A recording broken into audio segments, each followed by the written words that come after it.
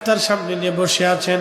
আমার আল্লাহ ডাক দিচ্ছে, ও ফেরেশতারা, তোর আমার বান্দা বানাইতে নিষেধ করছিলি, দেখ আমার বান্দার সামনে খাবার আছে, আমার বান্দার পেটে ক্ষুধা আছে, আমার বান্দার পিপাসা আছে, আমার বান্দার সামনে খাবার আছে, পানি আছে, শরবত আছে, কিন্তু বান্দা খায় না। আমি আল্লাহর ভয়ে তোরা আমারে বান্দা সৃষ্টি করতে নিষেধ করেছিলি, আজকে তোরা সাক্ষী থাক, আমি আল্লাহ আমার বান্দাদের জীবনের সব গুনাহগুলি আমি মালিক, আমি আল্লাহ মাফ করে দিলাম।